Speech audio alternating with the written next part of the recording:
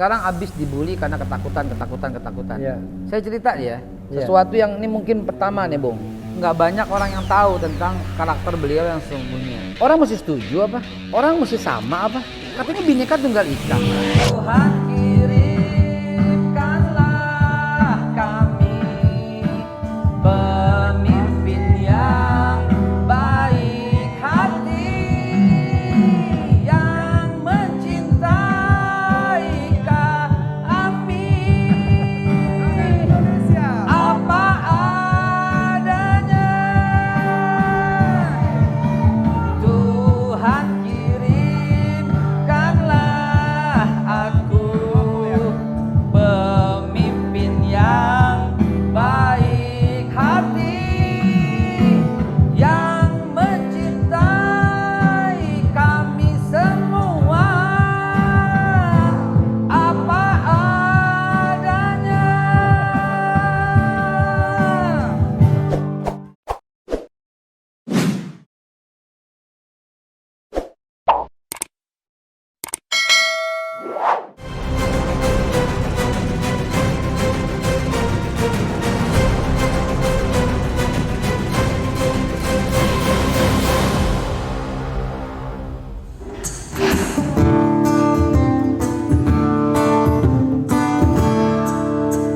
Sini ada Refli Harun di Cecar Show.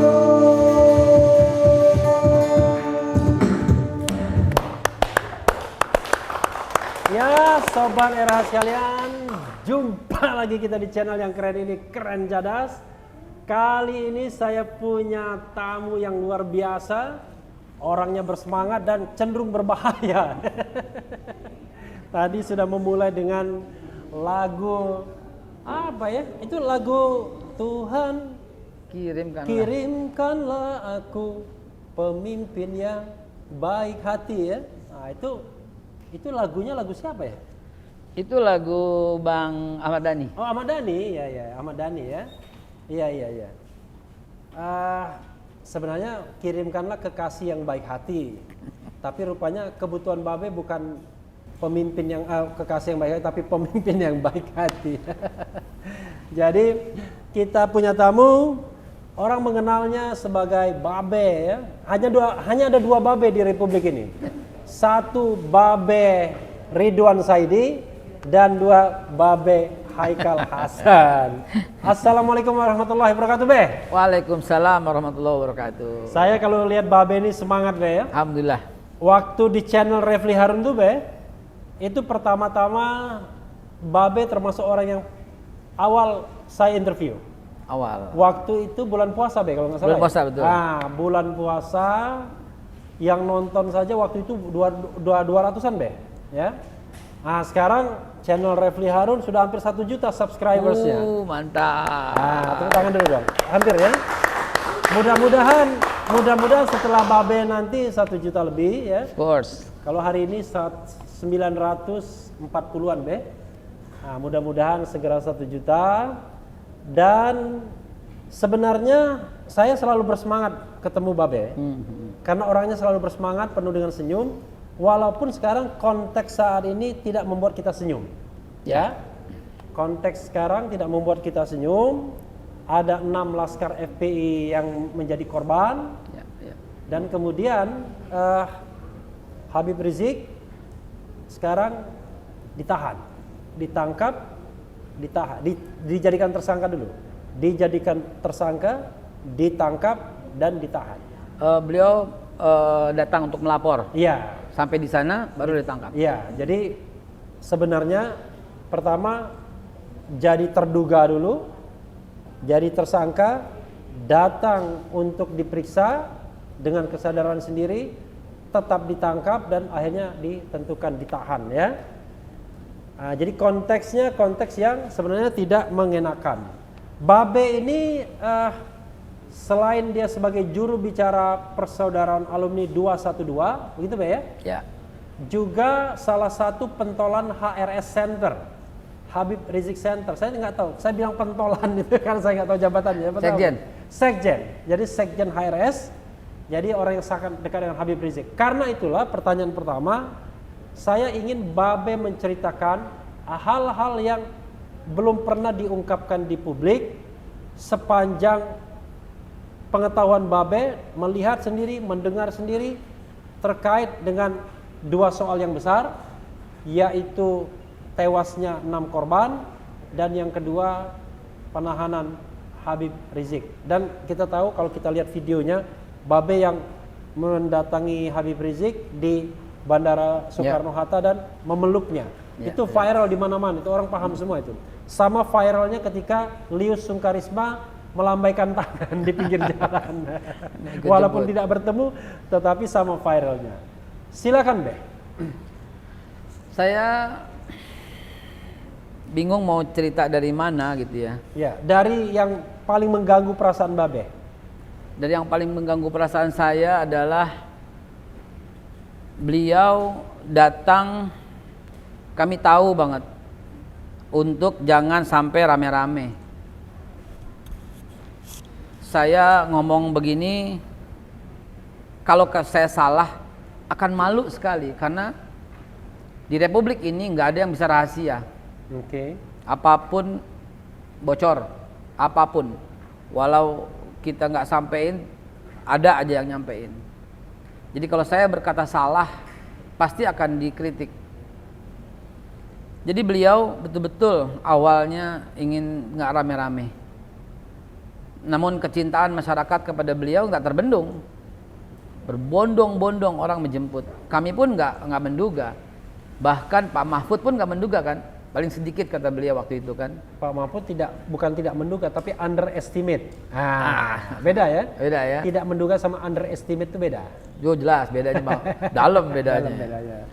Jadi Pak Mahfud MD, Menko Polhukam mempersilahkan dan mungkin yang datang nggak terlalu banyak. Tiba-tiba kami kaget, luar biasa banyaknya. Wah, ini kalau mempersilahkan bisa dianggap menyuruh melakukan pelanggaran. Karena itu nggak ada deliknya di bandara. Jadi kita begitu. Lalu kemudian kawinan. Di kawinan itu ada jamnya Bang Refli. Jam 9 sampai jam 10 itu undangan nomor 1 atau 100. Saya salah dikit. Biasanya kalau saya calon presiden itu saya panggil Bung ya. Tapi kalau kita panggil Bung Haikal nggak kena, tetap saja Babe. Babe aja. Saya tetap panggil Babe Haikal ya. Walaupun saya tidak berminat jadi presiden. Enggak, saya katakan semua orang jadi calon presiden ya. Kalau dia presiden. usianya di bawah 60 tahunan. Kalau yang sudah di atas senior 60 tahunan, ya saya panggil Bang atau mungkin Kek atau apa. Tapi untuk Babe Haikal itu satu paket ibaratnya. Nggak bisa Bung. Nggak bisa Bung. Saya yang akan Babe. panggil Bung Refli. Jadi gini Bung Refli. Ya.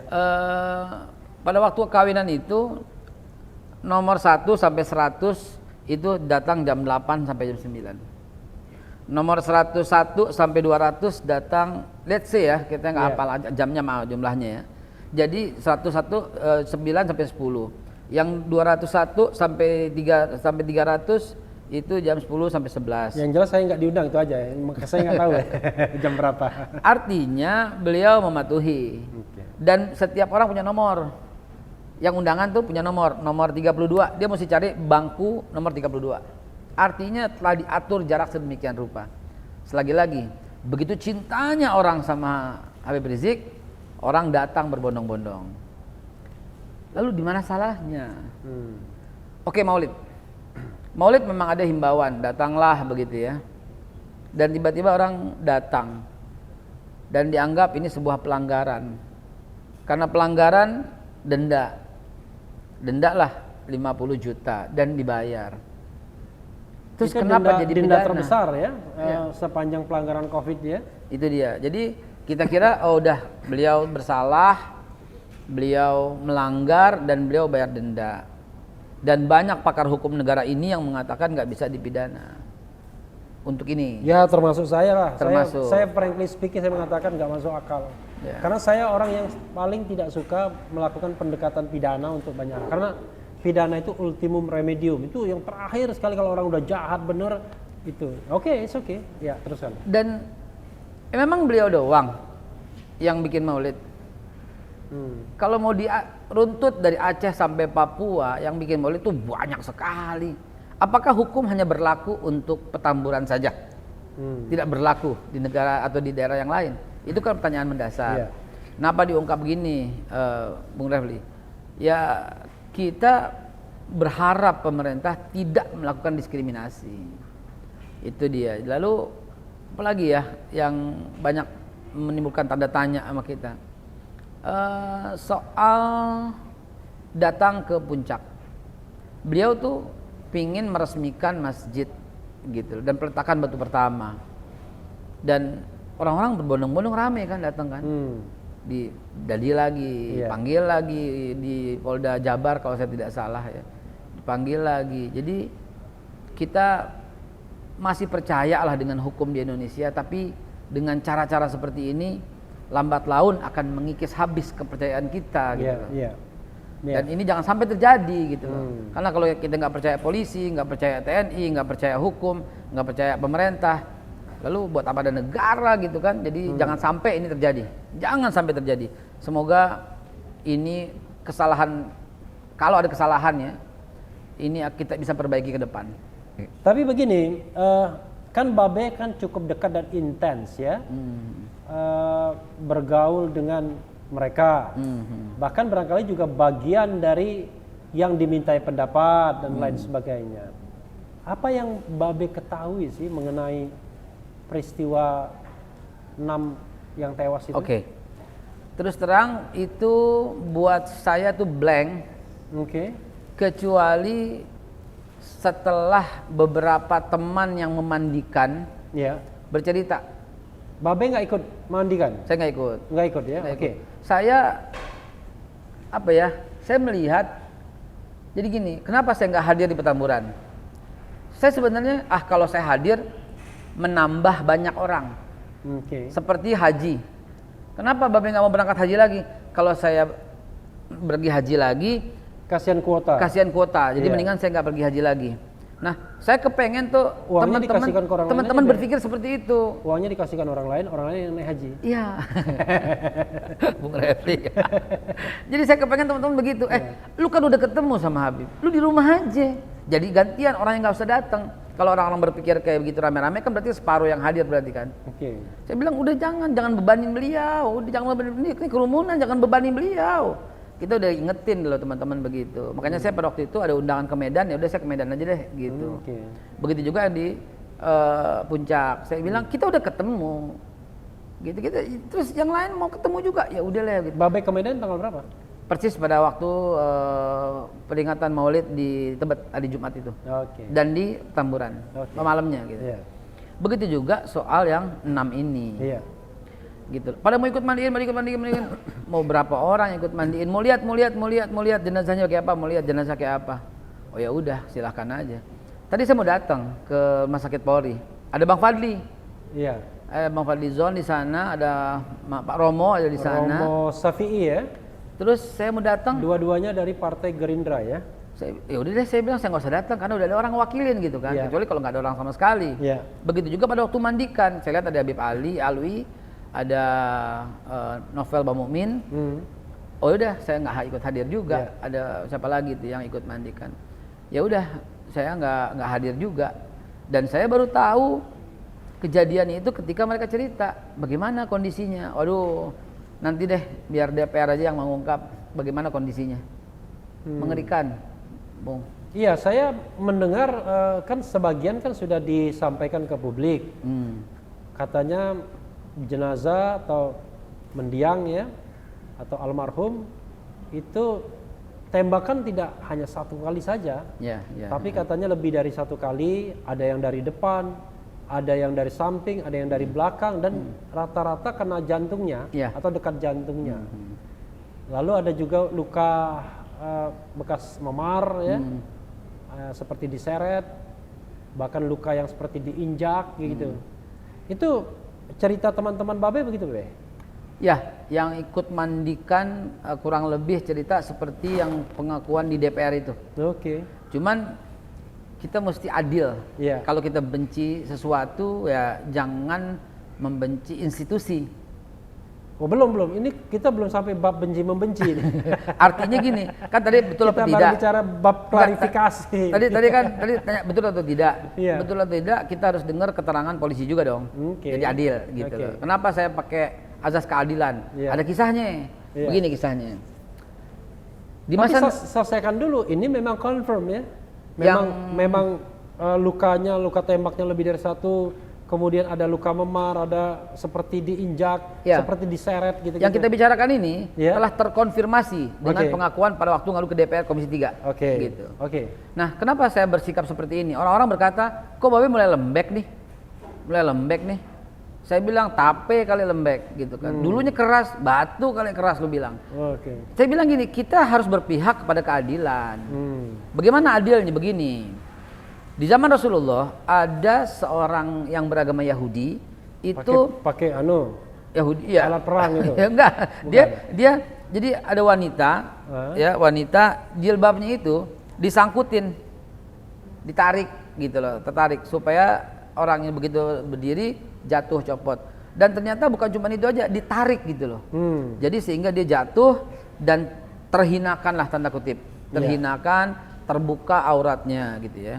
Nah, bagi para wanita yang menutup aurat, kalau aurat Anda dibuka di tengah umum, di pasar, itu kira-kira gimana? Malu kan ya? Itu terjadi pada masa Nabi Muhammad. Jadi yang tarik itu seorang Yahudi Ya. dan kemudian Itu di Madinah ya? di Madinah. Oke.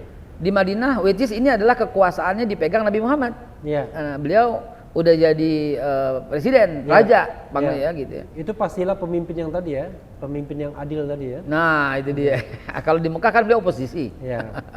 Pemimpin yang baik gitu ya. Jadi betapa adilnya Nabi Muhammad tidak menghukum orang Yahudi semuanya. Yang dihukum oleh Nabi Muhammad adalah orang yang menarik kudung wanita itu. Ya. Dari sini kita bisa ambil kesimpulan bahwa kalau Anda merasa tidak adil oleh sesuatu, BUMN, institusi apapun, jangan hina institusinya. Sebagai contoh, KPK lagi rame, Iya. lagi rame, tersengat lobster gitu loh. Iya. Jangan katakan seluruh orang di Departemen Sosial itu Bukan tersengat lobster itu, sebenarnya tertimpa benur. oh iya, masih orok. Masih orok ya, benur. Itu jangan hina Departemen Sosialnya gitu loh. Jadi orangnya aja yang salah dihukum, dia selesai gitu. Begitu juga dalam kasus 6 ini. Polisi ini brengsek, polisi ini kurang ajar. Ada loh polisi yang baik, yang soleh, mungkin yang ke masjid, mungkin yang ke gereja, yang orangnya baik, sopan, ada loh. Yang sholat diimami oleh Habib Rizik kan ada juga di Nah, itu. waktu Jadi di saya bilang, Polda. kalau ada yang bersalah, cari yang bersalah. Andai kata ada yang bersalah, ada yang melanggar, jangan hina institusi. Saya bilang gitu. Tapi kan yang dicari kan tidak hanya yang narik jilbab tadi kan, tapi yang nyuruh narik jilbab juga harus dicari juga kan. Iya. Dalam. Soalnya kalau nih. cuma narik jilbab doang itu ya yang kasat mata, Iya, ya kan? iya. Susahnya kan invisible hand ini kan. Insya Tapi Allah akan sekali terbukti. lagi bukan institusi, Ya. tapi orang ya. Gitu. Person yang salah, ya kalau ada yang salah ya perlu dihukum. Tapi jangan ya berlaku adil lah begitu loh. Walaupun Anda nggak suka dengan sesuatu, ya tetap berlaku adil tuh harus gitu loh. Oke. Itu contoh yang diperankan Nabi Muhammad. Jadi saya melihat begini, banyak di sosial media tuh rame-rame mencaci maki institusi Polri gitu loh. Ya orang kan kalau misalnya mau mengkritik juga bingung dia. Sama seperti orang tidak ada bedanya. Bahkan nggak salah itu mengkritik FPI. Jadi sudah kehilangan 6 orang ya kan. Kemudian Habib Rizik ditahan, dicaci maki juga. Iya. Bahkan ada yang ngasih bunga, karangan bunga. Misalnya selamat sudah menewaskan 6 kadal misalnya kan. Jadi Jahat sekali, Bung. nyawa manusia seperti main-main jadi. Jahat sekali, Bung. Oke. Jahat sekali. Artinya sebenarnya kan bisa jadi itu aksi dan reaksi kan. Saya nggak habis pikir ada orang gitu loh punya nurani itu mati seperti itu. Maaf ya. seseorang punya anjing, Iya. anjingnya mati, Hmm. kita syukur gitu, enggak, ya udahlah yang meninggal udahlah, ini anjing loh, gitu loh. Apakah nyawa manusia bagi orang yang berpendapat seperti itu lebih Iya. rendah daripada anjing? Iya. Dengan ngatain syukur, kirim lagi yang banyak ke akhirat, ada lagi loh. Karangan Oke. bunga begitu, Iya. bagus, kirim lagi apa? Bukan kirim ke akhirat, kirim apa sih? Saya nggak berani mengucap gitu loh, saking Iya. Selamat katanya ketemu 70 bidadari gitu. 72 bidadari. Iya. Itu orang yang nulis itu pinter-pinter licik, Ya, licik kita pinter. tahu orangnya siapa yang menulis, tapi kan nggak perlu kita sebutkan Nggak, namanya. pinter-pinter di sini, licik, ya. dibilang gini, kalau umpamanya ada delik, enggak, saya ucapin selamat, kan dia udah ketemu. Jadi susah gitu didelikin. Iya, itu namanya satire ya. Susah. Sindiran, tapi sindiran yang Susah banget, mau diiniin susah, tapi ya udahlah. Kita cuma doain semoga dia bisa bertaubat sebelum kematiannya gitu aja. dia itu siapa? Ane nggak tahu. Gitu. Karena dia itu orang ketiga tunggal, ya kan? Oh, orang Jadi- ketiga tuh enggak. Ah. Mereka. Kalau mereka orang ketiga jamaah. Orang ketiga jamaah. Ah. Jadi kalau dia itu spesifik harusnya ya. Tadi saya belum puas sebenarnya Babe, masa Babe nggak mengetahui apa-apa yang percakapan UGM-nya? UGM itu underground movement-nya ya. Oh, saya dengar percakapan semua dengar kok. Semua. Yang disirakan yang itu kan kayak walkie-talkie kan? Iya. Iya, semua dengar. Banyak kan di Jadi sosial kesimpulan media. Babe apa? Gini, kalau kita mau tajam ini kan berdasarkan berita ya. Berdasarkan berita begini. Nggak ada kok yang namanya tembak menembak itu. Iya, iya. Lalu kita juga cerita tentang logika. Kata polisi, ini kita bilang polisi itu bukan berarti polisi semuanya, Ya. tapi polisi Yang itu mengejar itu ya? Iya, bukan. Polisi yang press conference kan Oh, kita. benar. Kata polisi kan itu bisa Kapolda Metro, bisa juga Kabid Humasnya. Kata polisi, mereka sudah tembakkan 3 peluru kok, kena mobilnya kan. Tapi mayatnya satu mayat 4 lubang. Kalau dikalikan 4, 24. Satu mayat, 4 lubang. 4 lubang. Iya, yang saya lihat kan katanya 4 peluru yang dari Bersarang di dada. Iya, bersarang. Kalau 4 peluru ya dikalikan 6, 24. 24. Let's say 20 misalnya. Kira-kira masuk akal nggak ya kalau bela diri ditembak 3 tembakan, lalu balasannya 20 tembakan. Lalu yang bawa pistol 2, kan dibilang, anggap aja klaimnya bener kan? 2, lalu yang mati 6. Jadi ini apa? Itu ada versi logika. Ada versi yang mengatakan seperti yang di wartawan senior Edi Mulyadi mengatakan, saya juga muat di channel Refli Harun. Ada saksi yang mengatakan yang meninggal di tempat itu 2 karena ditembak. Nah, 4 lainnya dibawa. Yang 2 meninggal tuh ada ambulans, 4 dibawa entah kemana. Ya habis juga, hilang Iya, juga. iya. 4 itu. Yang Jadi Babe nggak denger apa-apa nih. Yang bisa kita komentari itu Iya. adalah sama seperti yang Bung Levi katakan. Ini masuk akal apa kagak gitu kan? Tapi begini Bang. Bang atau Bung? Bung, maaf. Begini Bung.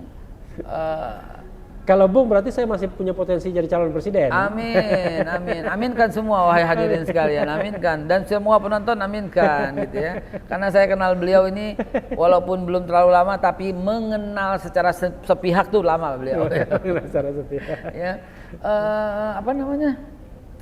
Mungkin nggak pakai peluru yang senapan yang nggak kedengaran, cup gitu. Apa namanya tuh? Ya, Penyedap, Ya, penyedap. peredam, ada peredamnya. Peredam. Nah, Ya. mungkin nggak ada yang peredam? Ya mana saya tahu. Ya artinya gini. Dan memang lagian juga Babe bilang bunyinya cup. Kalau cup itu terbang bukan. kuncup. cup terbang kuncup gitu kan. Kalau cup itu ciuman itu namanya. Cup cium pipi. Iya, jadi Sorry, maaf Sobat misteri. Era, sekarang kita tidak bermaksud bercanda ya, ini soal serius. Tapi ya kadang-kadang kita juga perlu agak sedikit santai. ya agak sedikit rileks lah Iya. gitu ya. Begini, jadi semua sih misteri. Walaupun saksi itu, saya bukan bela atau tidak ya. Iya. Dari sisi hukum begini. Iya. Oh, yang saya dengar kata saksi menurut Edi Mulyadi. Iya. Saya dengar tembakan 2 gitu loh. Dari jarak 8 meter Di katanya 8 sama meter. dia. Emang waktu dulu ada film Chip. Ya. Erik Chip Estrada. Kayak California Highway Patrols. Saya ya. cuma tahu Erik Estrada Ya. sama siapa tuh bintangnya.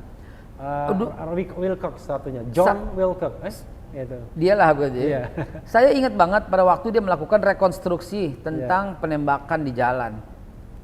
Jadi pada waktu ditembak yang didengar sama yang nggak didengar itu mobil truk lagi lewat, gitu loh. Lagi lewat. Ada juga yang pakai peredam. Semua serba misteri. Sebelum hasil kerja tim pencari fakta itu yang dilengkapi dengan CCTV, dengan argumentatif yang masuk akal, dengan segala fakta, bukti, dengan foto-foto para almarhum, para syuhada yang kan pada waktu dimandikan itu difoto ya oleh Front TV itu punya tuh lengkap tuh karena videonya divideoin. Jadi kata beberapa teman yang ikut mandikan dibolak-balik ke sini semua tuh lengkap. Cuman itulah Habib Rizik. Jangan sampai diumbar, jangan sampai ketahuan karena ini aib, karena ada aurat. Bagi mayat itu aib. Jadi Habib Rizik sendiri itu yang mengatakan udah jangan. Kayak gitu loh. Jadi orang suka salah sangka gitu loh tentang Habib Rizik. Betapa lembut. Mungkin orang ketawain ini bilang lembut. Jadi jangan nilai orang ketika lagi di mimbar. Karena Rasulullah kalau di mimbar itu mukanya sampai merah saking kerasnya berteriak. Dan beliau mungkin mencontoh seperti itu. Tapi kalau tidak pegang mic itu saya lihat dan semua tahu lembutnya itu luar biasa. Kalau udah pegang mic orang semua lihat saat pegang mic. Ya kayak Babe lah. Babe kan kalau di mimbar luar biasa kritisnya kan. Tapi kalau sehari-hari kan santai, hiduplah ya kan? dengan normal Iya. biasa. Nah jadi dan petnya itu yang nggak tahan. jadi gitu, Bung. Apa namanya? Semua serba misteri sampai nanti pada waktunya akan dibuka. Banyak orang yang berkata, saya nggak perlu sebut namanya, buka beb, bilangin beb. Jangan. Maksudnya buka bilangin soal kondisi mayat. Kondisi mayat, segala yang semua dibilang, udah bilangin, umumkan beb, umumkan, ini fotonya lengkap nih gini. Habib Rizik bilang jangan, udah jangan, sampai kayak gitu. Oke. Ya memang kita nggak pernah menemui foto-foto itu ya, memang so far ya. Mungkin saya nggak banyak bergaul, tapi rasanya di media-media saya belum pernah lihat foto mayatnya itu ya. Pesan Habib Rizik, jangan sampai keluar. Oke. Gimana beliau menjaga itu? Sebab ya kita bertanya kenapa gitu. Jawabannya itu aib, itu aurat. Gitu loh. Jangan gitu loh. Tanya aja berapa orang yang kan datang itu dalam keadaan pakai peti. Iya. Dibungkus Iya. gitu ya. Itu dibongkar kan petinya sama anak-anak. Saya nggak ikut hadir ya. Iya. Kata teman-teman yang hadir dibongkar. Baru ada yang bongkar satu udah nggak kuat melihat kondisi setelah dibuka kafannya dan seterusnya. Kembali lagi dengan pertanyaan Bung tentang saksi yang Edi Mulyadi telusuri. Ya itulah ya saksi itu berkata demikian, benar nggak CCTV mendukung nggak? Bung orang hukum dengan keterangan saksi seperti itu apakah cukup mengatakan itu benar di persidangan begitu? Ya itu ada azas audi et altram partem ya. Jadi harus mendengarkan kedua belah pihak ya kan. Cover both side kalau kalau media ya. Jadi ya memang kalau nanti di persidangan tentu harus dibuka semua bukti-bukti. Persoalannya siapa yang mau disidang, Bung? CCTV-nya mati. Enggak, yang mau disidang siapa? Orang udah meninggal. Enggak, yang mau disidang siapa? Kan harus ada terdakwanya. Iya. Aneh juga bingung di situ, Bung. Orang bilang, tunggulah nanti di persidangan. Lah, yang mau dijadikan terdakwa siapa? Kan kalau Habib Rizik beda kasusnya, kasus kerumunan, nothing to do dengan yang 6 tewas. Iya. Sebentar, ada sedikit koneksinya. 6 tewas ini kecuali yang 4 itu yang katanya kabur. Nah, itu yang dijadikan tersangka, malah balik. Dunia kan bisa balik-balik kan? Ya. Dianya malah yang jadikan tersangka kan? Jadi bukan, ya dunia kadang-kadang nggak adil tuh, Iya, keadilan sejati tadi akhirat. Iya, jadi yang tersangka tuh yang 4 itu, ya kan? Nah 4 itulah yang kemudian nanti membuktikan tidak dan tidak. Tapi Kaburnya ya, di mana tuh? Di KM 50 apa di KM 57. 57? Oh, kau kabur di 57. Enggak, ada yang KM 50 bilang, ada yang KM 57. Kalau KM 50 itu ya KM 50. Yang si Edi Mulyadi KM 50 tuh, KM 57 kan yang itu. Rest area juga itu. Rest area. Ya rest area yang besar. Kalau KM 50 kayaknya rest area yang lebih kecil itu. Serba misteri. Serba misteri sampai nanti kita, bukan kita ya, karena aneh nggak ikutan, ikut nyelidikin ya. Nanti tim. Jadi itu Be, itu yang kadang-kadang saya galau orang mengatakan, ya ini kan bukti-bukti, nanti kita akan sampaikan bukti-bukti di persidangan itu kan untuk pembuktian dan lain sebagainya. Iya bukti, tapi untuk kasus siapa yang jadi terdakwanya? Maka kalau menurut skenario Saya mau usulin polisi, Bung Refli ikut itulah, ikut TGPF. kalau menurut skenario polisi berarti kan yang akan ditersangkakan kan yang 4 yang dianggap kabur itu kan, karena dengan delik menyerang petugas kan begitu jadinya. Delik menyerang petugas. Iya, Emang pakai seragam ya? Ya whatever it is ya. Tapi kalau di kesaksian Edi Mulyadi itu kan ada mobil polisi patroli juga. Oh iya berarti ada ya. Iya. Ada ya. Nah, deliknya menyerang petugas. Jadi tidak akan membuktikan pembunuhan itu. Karena dia akan struggle pada apakah dia bersalah atau tidak. Pemirsa, kelihatannya kita harus angkat Bung Profesor Refli Harun sebagai salah satu tim ahli dalam. Enggak. Kadang-kadang kita juga kan mikir, loh, lalu di mana ininya untuk membuktikan itu, kecuali kalau yang nembak jadi tersangka, jadi terdakwa. Artinya anggota kan. Nah, di situ baru bisa dibuktikan pembantaian, pembunuhan ataukah bela diri. Oke. Tapi kalau yang tersangkanya 4 orang yang dianggap kabur, maka deliknya delik menyerang polisi, yang dibuktikan nyerang polisi apa kagak. Iya. Kalau nggak terbukti bebas, kalau terbukti dia yang dihukum. Lalu orang yang menyerang itu ya kagak dihukum karena orang nggak diproses. Gitu. Jadi kalau Babe bilang nanti orang hukum kenapa jadi rumit begini ya? Padahal hukum kan sederhana aja, yang bersalah. Enggak sederhana. Hukum itu jadi rumit karena yang megang hukum itu orang bersalah. Tajam ini kata-kata. Ya, Enggak. tajam. Begini, hukum jadi rumit ketika pemegang hukumnya, penegak hukumnya itu yang dinilai bermasalah. Kita dibilang dinilai bermasalah ya. Itulah sebabnya saya menyanyikan lagu Tuhan kirimkanlah aku. Kekasih Yang baik hati. yang baik hati. Pemimpin yang Baik hati. oke. Jadi Bung Refli, jadi yang saya bukan kritisi, yang saya ingin angkat lagi ke permukaan dari pertanyaan Bung Refli tadi di awal itu adalah sosok beliau yang jarang orang tahu gitu loh. Ya kelembutannya. Saya pasti dikatain ngomong begini. Apa? Nggak ada masalah. Lembut tuh Lutfi ya. Ya? Arabnya kan Lutfi kan? Lutfi, ya Lutfi, betul. ya. Namanya kelembutannya, keasli sifatnya kayak apa gitu. Dalam rapat-rapat, dalam apa lembutnya, bahkan kenapa dari selesai persidangan yang jam 22 sekian baru keluar jam 1 kurang atau sekian gitu ya, atau jam 1 lewat atau kurang gitu. Kenapa lama? Kalau pemirsa pengen tahu. Kenapa? Karena tim pengacara keberatan beliau menggunakan baju orange dan diborgol. Iya. Apa kata beliau? Nggak apa-apa. Setelah beliau tahu bahwa alotnya di situ. Mana bajunya saya pakai? Diborgol, nggak apa-apa. Ditahan, nggak apa-apa. Bahkan beliau sering mengatakan soal ditahan ini, dia udah memprediksi kok. Waktu ini harus saya cerita sesuatu yang mungkin baru pernah saya akan sampaikan ke Bung. Kalau Bung menyatakan ini nggak perlu ditayangkan ya nggak usah. Oh ditayangkan dong. Belum diomongkan. Itu kan ada opsi. Iya. Waktu kita rapat, kita berikan opsi Beb 1, ya urutannya saya nggak hafal ya. Tapi opsinya 1, nggak usah pulang. Nggak usah pulang, keadaan lagi begini. Nggak usah pulang di dari, Arab. dari Mekah. Ya, oke. Nggak usah pulang ke sini. Iya. Lagi begini keadaan. Iya. Toh di sono udah dapet privilege yang luar biasa. Boleh pulang kapan aja.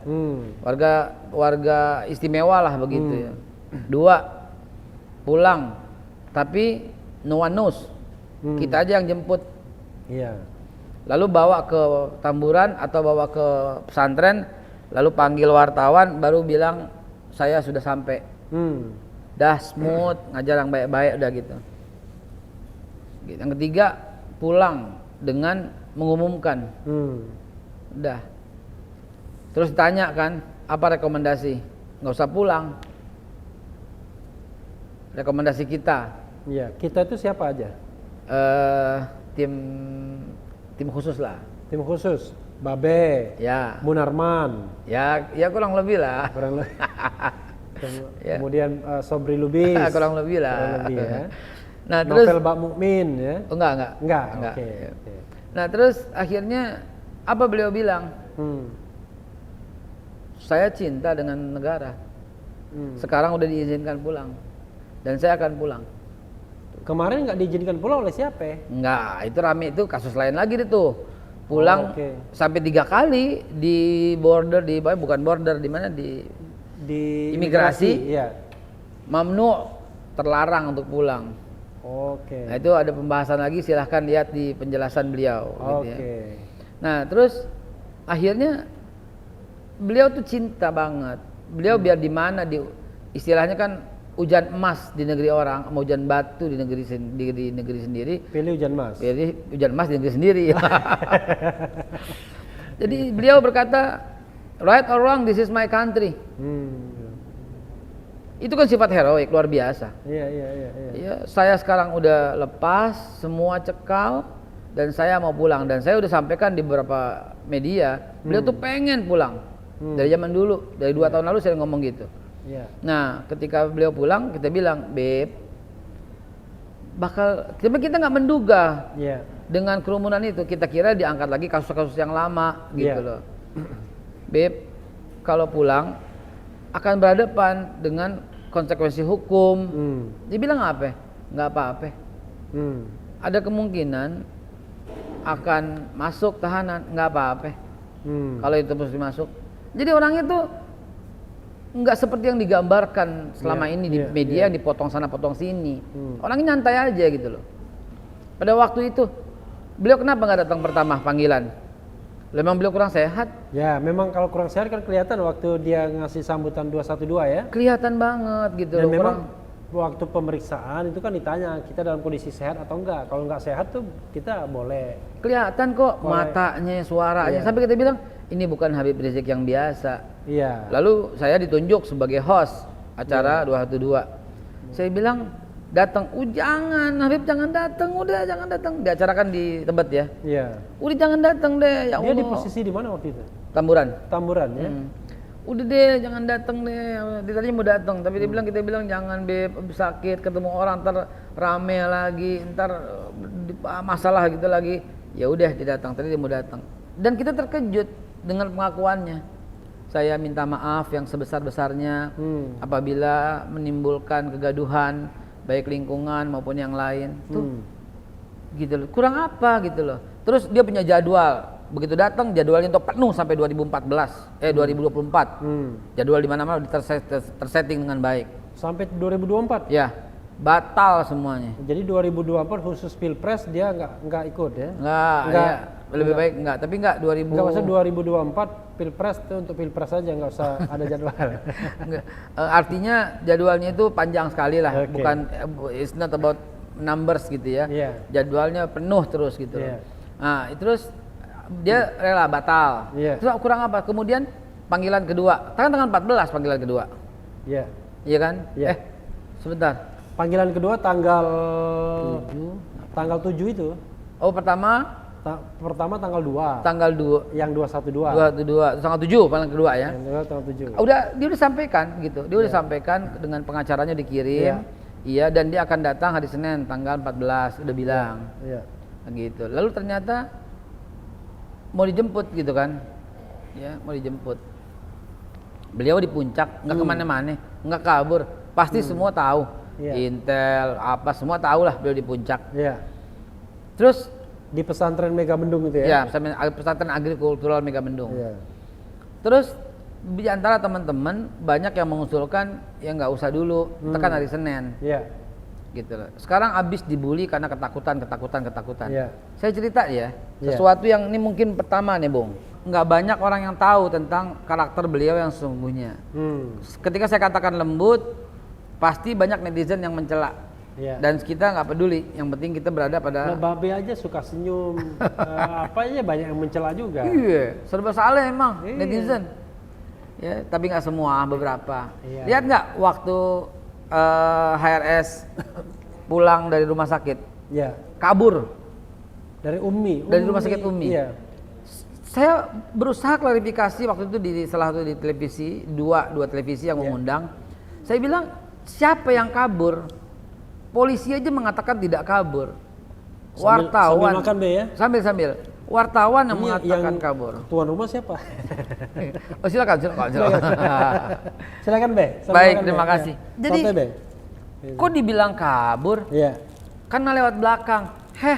Kalau lewat depan terjadi kerumunan lagi, salah lagi. Itu netizen tuh. Ya orang-orang yang menghina melulu lah kerjaannya. Terus kabur. Kalau kabur kan tanpa pemberitahuan. Sambil makan Be. Silakan. Itu saya kadang-kadang bingung bagaimana cara menyikapi mereka tuh gimana gitu ya. Sampai kadang-kadang ini terbuat dari apa ini orang gitu. Kok orang kagak ada benernya gitu loh. Padahal berlaku adil, kalau salah bilang salah, kalau bener bilang benar. Terus beliau pulang diumumkan, dibilang mobilisasi. Beliau nggak umumkan, dibilang pengecut dan sebagainya. Sekarang beliau nggak ke Polda, dikatakan apaan? Mangkir. Terus beliau ke Polda, terus dibilang apaan? Pengecut, penakut, takut ditangkap. Ya ampun, beliau ini pejuang. Nggak tahu ya waktu di Poso itu kayak apa peristiwanya. Ketika umat Islam tuh dibantai habis oleh beberapa satu kelompok lah gitu. Beliau datang dan beliau datang diumumkan dulu kepada para wanita, anak-anak, orang tua. Kami beri waktu, silahkan pergi dulu. Ini urusan orang dewasa bertempur dengan tangannya sendiri. Ayo, orang pada nggak banyak tahu. 4 bulan lamanya beliau di Aceh untuk ngangkat semua mayat-mayat bersama TNI dan Polri. Apa lupa ini semua? Terus yang terakhir kemarin. Saya lihat gambarnya waktu ngangkat itu di lagunya apa? Man anta. Faman anta ya Habib. Ya? Dan maka siapakah dirimu wahai Habib? Iya. Dan terus soal kemarin, kalau beliau nggak datang, mangkir. Beliau datang lebih awal. Pengecut. Nih ya, saya kasih tahu pertimbangan beliau. Saya bersumpah nih ya. Iya. Pertimbangan beliau itu apa?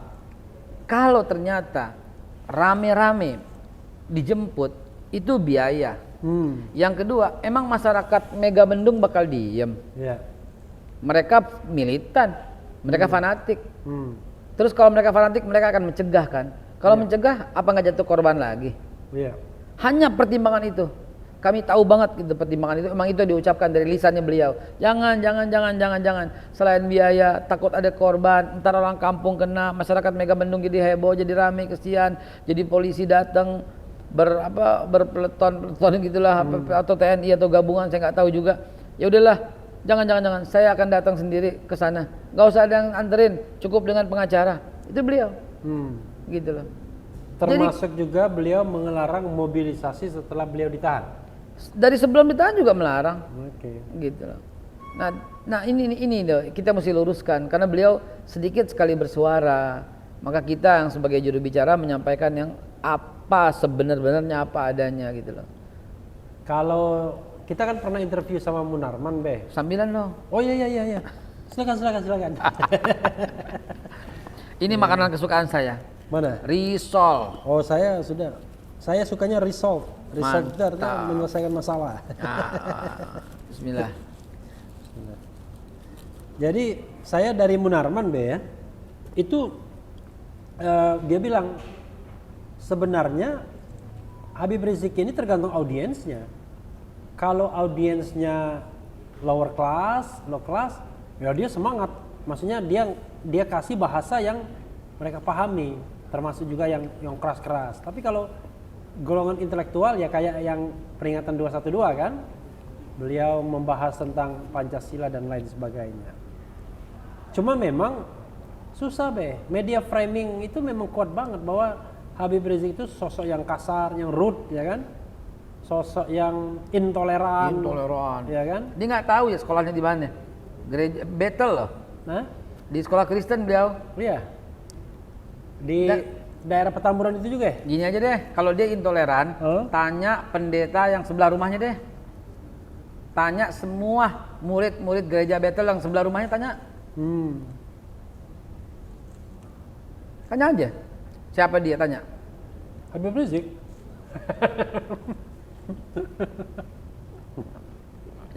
Apa gitu loh, intoleran, radikal, mau rubah negara, teroris. Cuma begini oke ya, Babe kan di HRS Center ya, kemudian juga PA 212. Oke, kita harus ngomong yang lebih jantan kan, kira-kira gitu. Siap. Terlepas dari apapun sikap Habib Rizik, yang tidak bisa dibohongi adalah dia oposisi pemerintah. Ya. Dan kerap mengkritik pemerintah yang sangat dahsyat. Bahkan Habib Rizik juga yang mengatakan bahwa Jokowi berhenti aja tuh, mengundurkan diri aja. Saya pernah dibilang, siapa waktu itu ya? Maksudnya kan menjadi pemimpin itu berat. Dosanya banyak tuh kalau tidak amanah, tidak mampu. Nah, dia mau menolong Jokowi agar jangan terlalu banyak dosanya. Dengan cara menyuruh mundur. Dan bukan sekali saja dia bilang mundur kan? Dan mengkritik pemerintah juga bukan sekali saja. Oke. Artinya ya terlepas dari sikap dia seperti apa, ya pemerintah nggak suka dong. Saya kan sukanya orang yang memuji saya, kan begitu. Gini Bung, Ya. pada waktu Presiden Barack Obama berdebat habis dengan Hillary Clinton, pengikut Hillary Clinton itu berkata, Barack Obama ini sebenarnya Islam. Ya. Sebenarnya dia bukan Amerika asli. Barack Obama ini nama aslinya Barack Hussein Barack Hussein Obama. Obama. Ya. Dan beliau ayahnya masih beragama Islam. Ya. Berbahaya bagi negara Amerika. Ya. Dan seterusnya dan seterusnya. Ayahnya orang Kenya ya. Kayaknya. Begitu Barack Obama terpilih, hari pertama berikutnya dia salami Hillary Clinton dan diangkat sebagai menteri luar negerinya. Ya. Bisa enggak bangsa kita tuh kayak begitu gitu loh? Maksudnya Habib Rizik jadi menteri luar negeri gitu. Bukan. Konteksnya adalah nggak usah musuhan. Oposisi itu baik. Saya oposisi. Ya. Catat, saya oposisi. Sisi oposisi. Oposisi, opomane, oposisi. Iya, artinya apaan? Saya orang yang mengkritik kebijakan pemerintah. Ya. Itu kenapa nggak disukai? Kenapa Kalau begitu dibenci? sama, saya juga begitu. Orang mesti setuju apa? Orang mesti sama apa? Ya. Di iklim kayak begini masih berpikir seperti itu. Katanya Bhinneka Tunggal Ika. Orang berbeda-beda tapi yang penting jangan berpisah. Habib Rizik kalau dipersepsikan sebagai orang yang mengkritik pemerintah, yang kritik pemerintah tuh bukan dia doang. Banyak orang kritik pemerintah. Contoh misalnya? Bung Refli Harun. Oh, tapi kan saya nggak ada pengikutnya. Pengikut saya itu subscriber aja. Militan itu, militan. Sambil makan, Be. Sambil makan, silakan. Nah, jadi jangan gara-gara kritik jadi musuh negara. Nggak bener dong. Bung, Ya. 26 kontrak saya itu batal. Kontrak apa? Pribadi. Kontrak jual beli bulan. Kontrak pelatihan. Kan bisnis saya itu pelatihan, Iya. outbound training, batal. 26 kontrak dibatalin. Terus saya takut gitu. Oh yaudah, gue abis dibatalin kontraknya nih. Jadi gue ngomong apa? Selama kita berpihak pada kebenaran, Allah yang ngatur rezeki orang. Itu prinsip saya kayak gitu. Iya. Bukan manusia. Iya. Manusia nggak bisa nakar rezeki. Allah yang ngaturnya. Itu contoh doang. Ya. Nah, mungkin hal itu sama terjadi seperti yang Bung Refli katakan. pemerintah nggak seneng gitu dengan orang yang kritik gitu Iya. kan, yang kritik. Tapi beliau tetap kritik. Salahnya di mana? Katanya kita Bhinneka Tunggal Ika. Yang berbeda itu bukan cuma suku, bukan cuma agama, bukan cuma ras, pikiran. Bagaimana orang bisa mengadili pikiran coba? Ya tapi begini Be. Kalau saya ini adalah pertarungan politik klasik antara kubu kanan, sokol Islam kan, dan Islam itu kan ada yang dianggap fundamental. Ini tipologi yang disampaikan Bu Narman juga. Ada yang dianggap tradisional. Garis bawah Bung, dianggap. Ya Padahal dianggap. no. Iya, kan karena dianggap ini stigmatisasi kan, dan dianggap modern. Nah, modern dan tradisional ini itu berusaha disatukan karena dianggap kelompok moderat. Ya kalau gambaran sekarang kalau kita mau ngomong misalnya modern Muhammadiyah ya kan. Kalau yang tradisional NU. Fundamentalis ya FPI kira-kira begitu. Nah, yang fundamentalis inilah yang dalam tanda kutip quote unquote harus disingkirkan kan begitu. Itulah framing. Ya. Sampai-sampai orang Nah, sehebat. saya tambahkan lagi, karena itulah saya nggak mau dong kekuasaan saya nanti dikuasai kelompok-kelompok seperti itu. Nanti saya nggak akan bisa berkuasa lagi, saya nggak akan mendapatkan bagian dari kekuasaan, kan begitu. Emang FPI salahnya di mana? Ya, Sampai dituduh menjadi fundamentalis. Semua ini karena framing. ya, Isinya orang FPI itu orang NU semua. oke, Isinya orang FPI. I guarantee you. ya. I guarantee you. Isinya orang NU. Berarti Babe NU juga? Tulen. Oke, Tulen. pantas saja PW NU Jawa Timur memprotes Siapa polisi yang jangan berlebihan. bikin FPI seolah-olah menjadi fundamental? Habib Rizik berkali-kali mengatakan NU itu rumah besarnya FPI. Iya. Kalau beliau ketidakcocokan beberapa pemikiran dengan Kiai Said Agil Siraj, jangan dibikin jadi seolah-olah bermusuhan. Iya. Di FPI itu ada zikir-zikir semua loh. Anak-anak FPI pakai kunut, Iya. anak-anak FPI itu baca ratib, baca rawi maulid, ikut tawasul, ikut tahlil, ziarah kubur. Itu kan tradisionalnya NU semua gitu loh. Tapi yang terkesan sekarang yang struktural ya, malah lebih dekat ke Muhammadiyah kesannya. NU struktural lebih dekat kepada Enggak, maksudnya FPI lebih dekat ke Muhammadiyah dibandingkan NU struktural. Kesannya begitu. kesannya iya, kesan. Karena Tapi mungkin politik Muhammadiyah yang lebih menjaga jarak dengan pemerintah mungkin ya.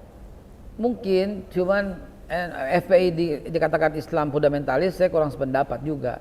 Kalau ternyata itu stigmatisasi, dia itu iya betul. Orang yang menyelidiki lebih dalam tentang NU dari Kalau unsur Babe, kalau pemerintah, potongan Babe kan nggak bisa kita lihat fundamentalis ya kan. apa saya bukan siapa-siapa Bu.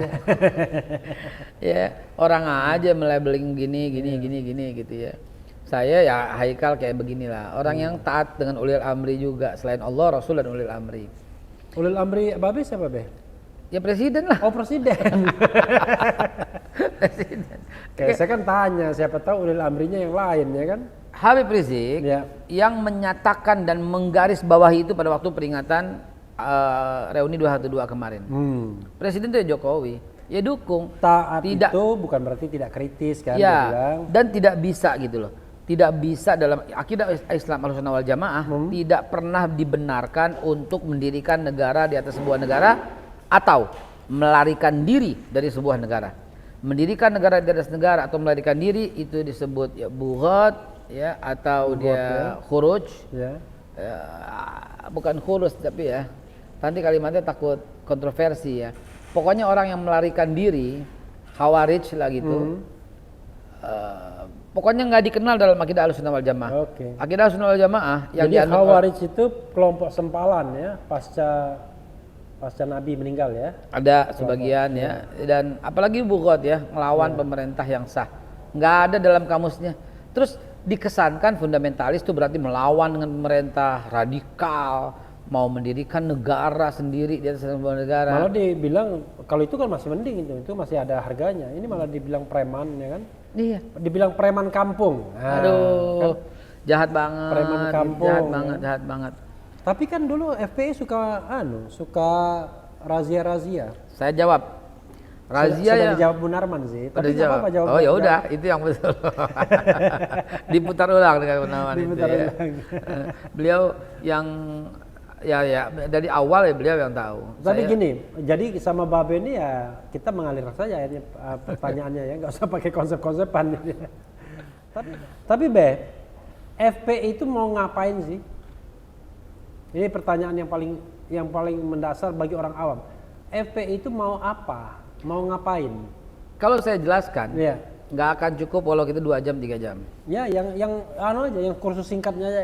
Kursus singkatnya silahkan buka pedoman dasar, anggaran dasar, anggaran rumah tangga. Sama seperti yang lain lah. Kita mencerdaskan kehidupan, ikut serta mencerdaskan kehidupan bangsa, beramal ma'ruf nahi munkar. Biasa-biasa aja. Nggak ada sesuatu yang heboh yang apa. Setia kepada Pancasila dan Undang-Undang Dasar 45. Tapi khilafah juga. No, I guarantee you, nggak ada. Khilafah itu apa sih? Khilafah itu jadi ngeri karena yang jelasin orang-orang yang ngeri. Yang ngeri itu siapa misalnya contohnya? Banyak. Misalnya? Ya, siapa yang menjelaskan khilafah itu ya? Ya bisa di browsing dah. Di browsing. Ya, di browsing deh. Jadi Mahfud MD memberikan- pernah menjelaskan khilafah. itu yang dijelaskan Pak Mahfud itu tepat. Agree 100%. Itu konsep khilafah. Oh, Bedanya oke. di mana sama kita? Iya. Nggak ada bedanya. Iya. Tapi kan ya masyarakat yang bikin beda. Iya. Mau mendirikan khilafah. Saya bilang, yang mendirikan khilafah itu siapa? Saya pernah berdebat sama Pak Ma'ruf, Pak maaf, bukan Pak Kiai Ma'ruf, Pak Mahfud MD soal khilafah. Mahfud sama Ma'ruf ini memang kadang-kadang kepleset. Karena Mahfud digantikan Ma'ruf soalnya. Nggak nangkep banget. Ya, hati-hati. Hati-hati. Udah ngukur jas itu ya. Oh, itu udah kerja. Nggak jas ya rasanya baju putih ya. Baca putih. Jadi apa namanya? Ada perbedaan yang sangat fundamental antara kita dengan teman-teman yang mengusung Khilafah. ideologi khilafah. Iya. Perbedaannya apa? Perbedaannya ulang lagi apa yang dijelaskan Pak Mahfud MD soal Iya. khilafah. Iya. Itulah yang paling benar. Jadi kita tuh tidak mendirikan. Kita diriin khilafah yuk gitu loh. Siapa pemimpinnya ya? Ini enggak, konyol gitu loh. Siapa yang menjadi pemimpin? Dengan cara apa gitu. Kita udah ada Undang-Undang Dasar 45, udah ada Pancasila, mau diapain? Iya. Khilafah itu gini. Jangan memusuhi khilafah dan jangan pula mengupayakan berdirinya khilafah. Khilafah automatically akan terjadi di akhir zaman bersamaan dengan Imam Nabi Mahdi. Isa yang akan datang. Sama Imam Mahdi. Nah, Imam Mahdi itulah Ya. sebagai pemimpin daripada konsep khilafah yang nanti akan terjadi secara automatically. Bukan kita yang usahain. Itu memang takdir yang berjalan seperti itu. Itu konsep kita, itu akidah kita semua. Kalau orang yang mengerikan, misalnya saya nggak usah sebut seorang tokoh, ya mungkin bisa di browsing siapa tokoh itu. Tidak boleh khilafah berdiri, karena kalau khilafah berdiri, semua orang harus sholat. Kalau nggak sholat, akan dibusuh, Wah, itu, akan dibasmi. itu gubernur itu. Gitu ya? Gubernur di suatu daerah. Oh gitu ya? Iya. Ngeri nggak tuh kayak begitu? Iya. Nah itu yang saya maksud, khilafah kok diterangin sama orang-orang yang membuat khilafah itu ngeri sendiri. Jadi Ya, akhirnya apa? ya, dia bukan tidak paham, dia paham, tapi dia kan berusaha untuk mempengaruhi masanya Allah alam apa yang termaksud. agar memilih partai dia, jangan partai yang ono kira-kira gitu. Nah jadi kok dia jadi viral, yang nggak ngerti bilang, oh khilafah begitu. Hey, Karena itu kagak pilih partai dia ya kan. hey man, saya bilang come on gitu loh. Jadi gini ya, kita kan taat kepada Allah, kepada Rasul dan juga pada para sahabat ya. Titah mereka ini kan tidak pernah lekang zaman ya. Teman-teman sekalian dimanapun teman-teman ngelihat, kalau teman-teman beriman kepada Allah, kepada Rasul dan seluruh sahabat juga diimani, salah satu yang membuat kita mesti toleran total adalah wa'dul Umariyah.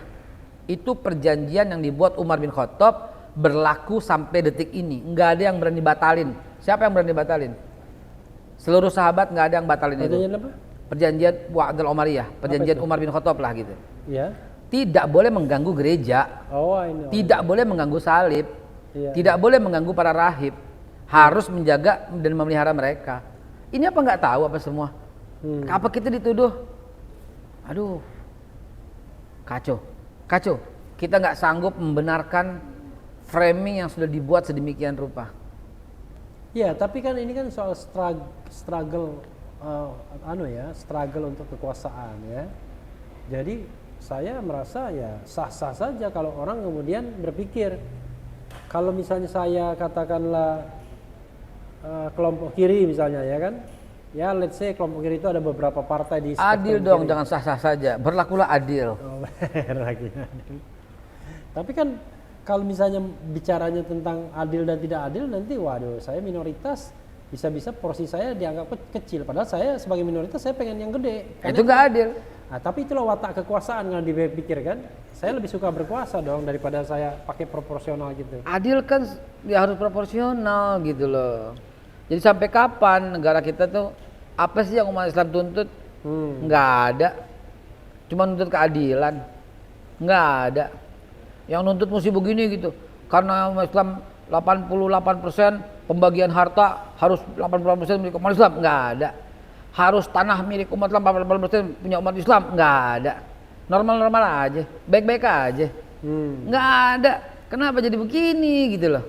Kenapa kita dituduh khilafah, terus radikal.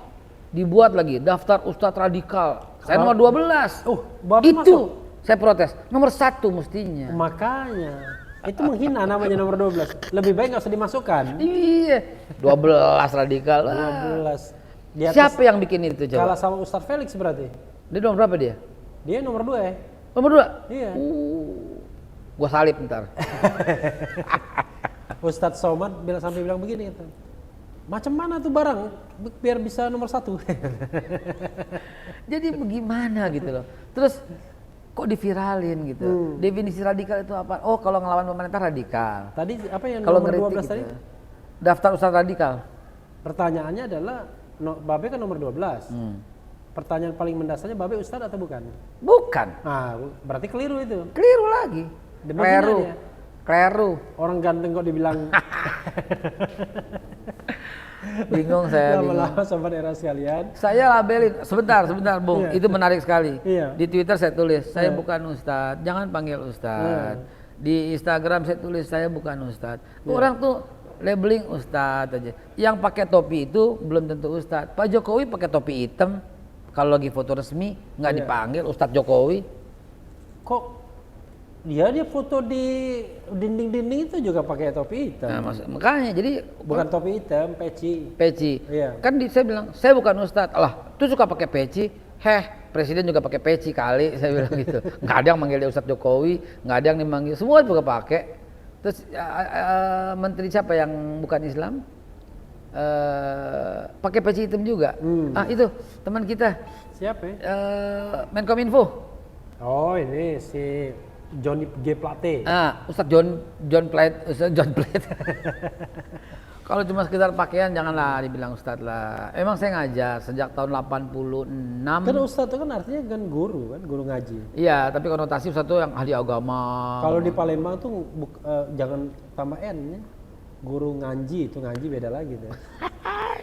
Oh gitu galau, gitu galau. Gitu. Jadi saya keberatan kalau umpamanya dipanggil ustadz karena harus orang ahli gitu loh. Saya guru ngaji kampung lah, guru ngaji alif bata lah, ikro. Oke. Be, kita pengen yang lebih serius ya, dari Babe. Tapi kan faktanya Babe itu punya aktivitas satu sebagai juru bicara PA 212. Ya. Orang PA 212 saja wah orang udah ngeri nih.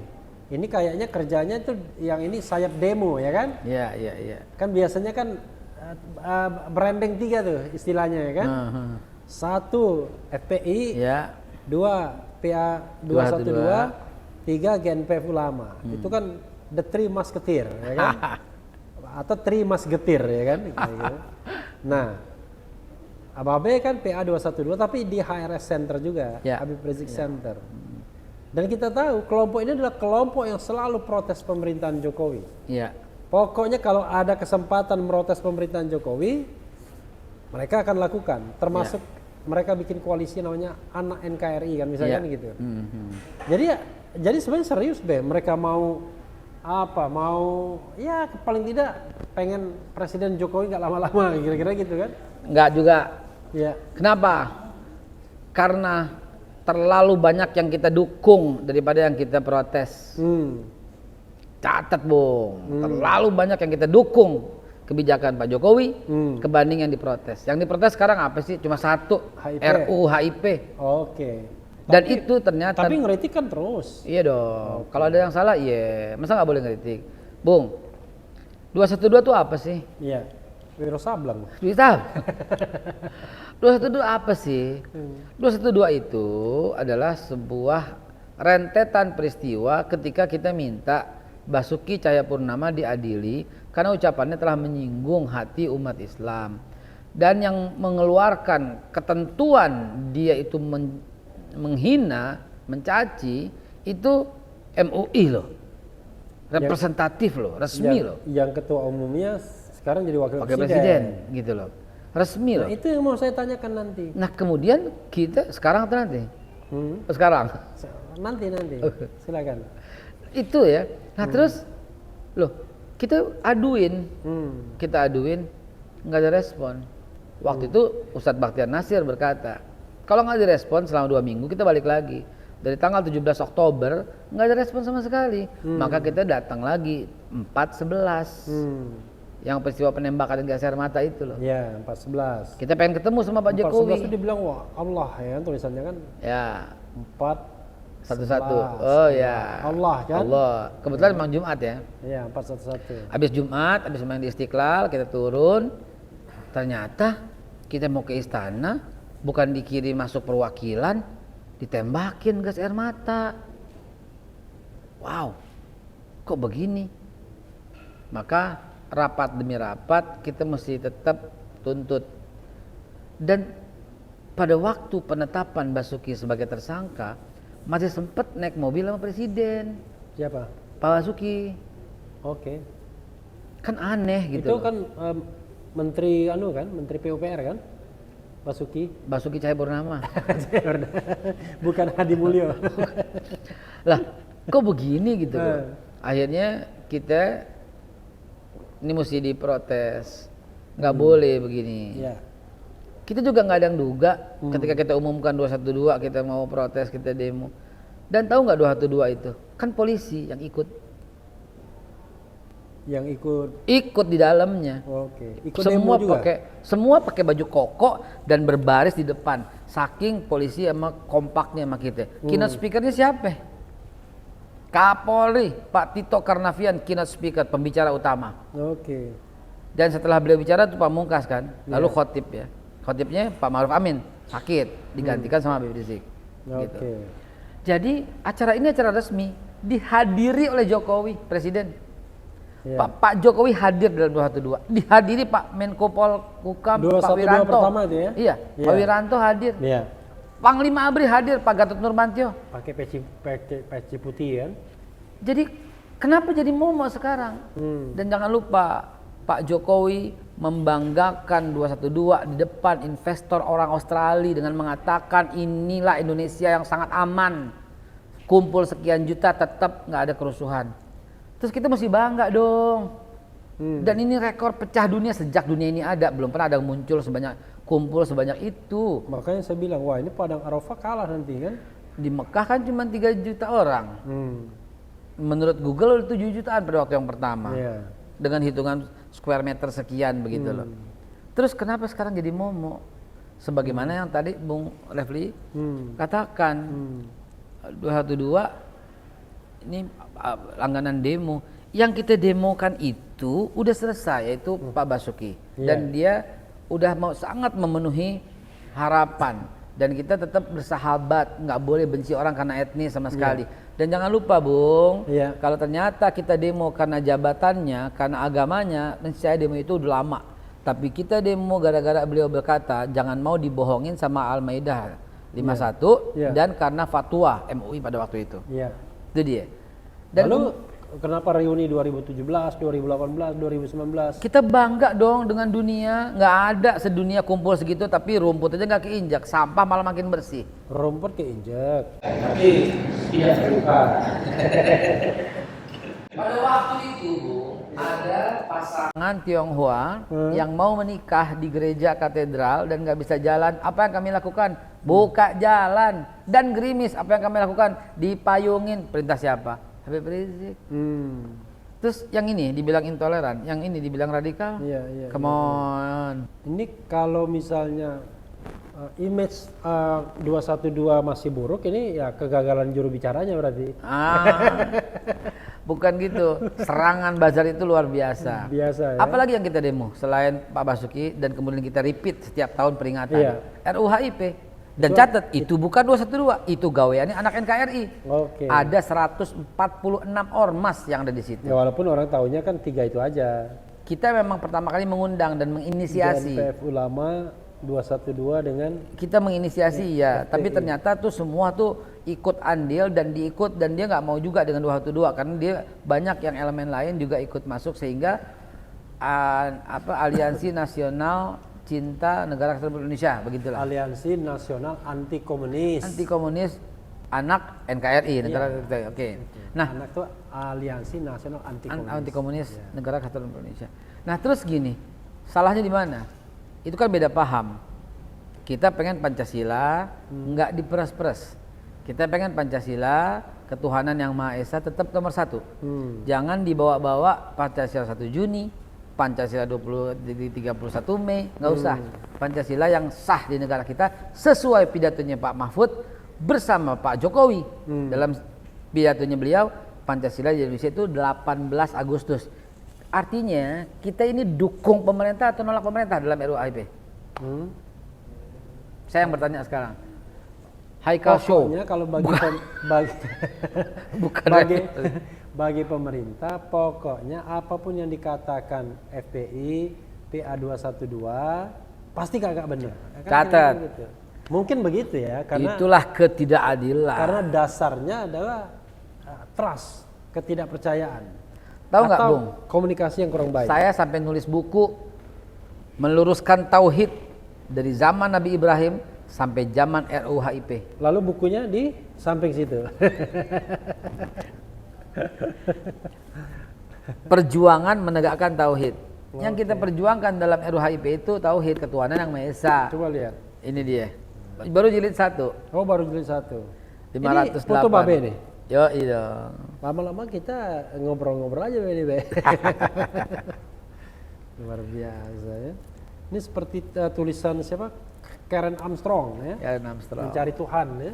Ini perjuangan menegakkan tauhid. Saya sampai nulis buku, kenapa? Karena tiap tahun itu perjuangannya itu sama, menegakkan la ilaha illallah.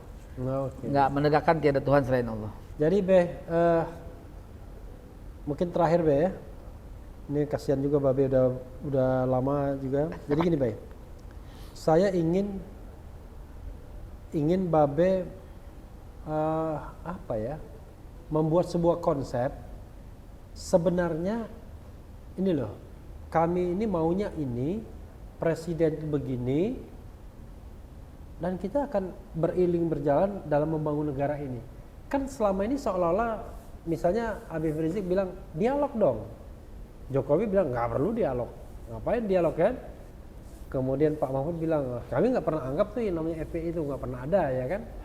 Nah kalau Babe jadi rekonsiliator, menurut Babe gimana sih, apa yang harus dilakukan supaya kemudian kita bisa menyelesaikan soal-soal negara ini dan kita tidak begini-begini saja? Iya. Kalau ada poinnya 1, 2, 3, 4, 5 silakan Be. Gitu. 1, dialog. 1 dialog. Ya. Ingat peristiwa Tolikara? Ya. Kebetulan saya sekretaris Tolikara. Oke. Saya sekretaris kasus Tolikara. Jokowi, Presiden Jokowi yang terhormat. Tolikara itu pembakaran masjid ya? Ya. Oke. Yang terjadi pada Id, orang sholat Id. Iya. Diundang nggak mereka ke istana? Kita ini bakar apaan gitu loh. Mestinya sama dong perlakuannya. siapa mereka, siapa kita, gitu loh. Loh, Habib Rizik itu punya pengaruh gede. Siapa yang bisa bantah kalimat ini? Bahkan saya pernah nantang, bukan so jago. Iya. Silahkan tokoh manapun berkata, kumpul di Monas. Silahkan. Kita tanya berapa orang yang hadir tanpa uang, tanpa mobilisasi. Iya. Pak Jokowi itu bukan orang yang anti dialog, Iya. bukan orang yang anti dialog. Tapi anti Sebentar, kekerasan. ya bentar. Beliau itu banyak mengundang para tokoh untuk hadir dan dialog.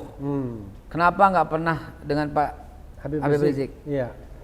Bahkan pelaku yang dituduh kerusuhan di Tolikara aja diundang.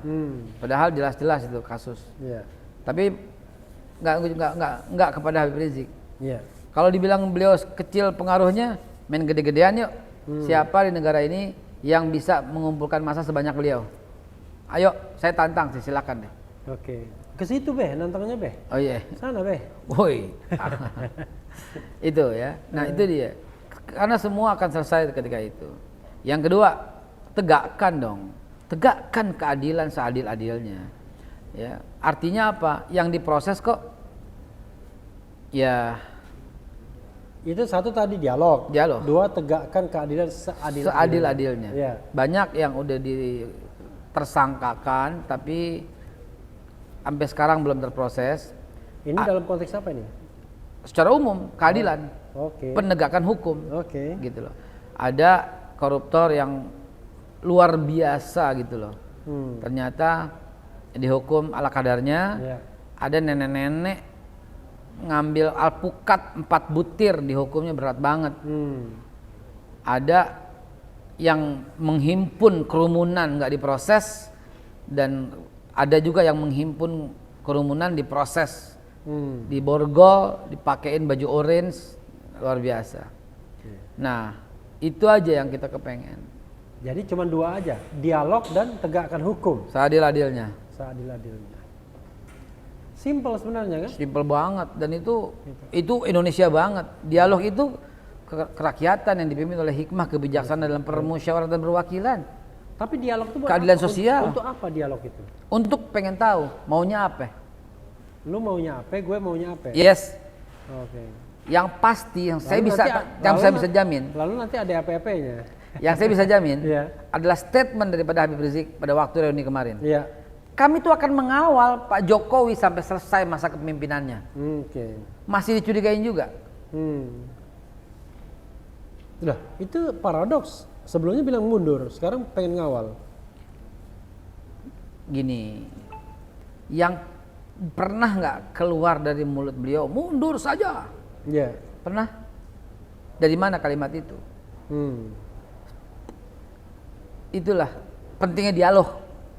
Jadi tadi kan 5 kan Bung Rafi ngajak mintanya. Iya. 1 dialog. Iya. 2 tegakkan keadilan seadil-adilnya. 2 aja. Kan 5 tadi permintaannya. Oh, 3? Yang ketiga dialog. Dialog. 4 tegakkan Dialog. keadilan. Oh, dialog lagi. Kelima dialog. Dialog. Sesuai dengan bangsa. Sesuai dengan bangsa. Iya. Keadilan sosial, kerakyatan, Oke. persatuan. Nggak ada tuh yang mau berontak, Bung. Luar biasa ya. Ini karena udah lama ya.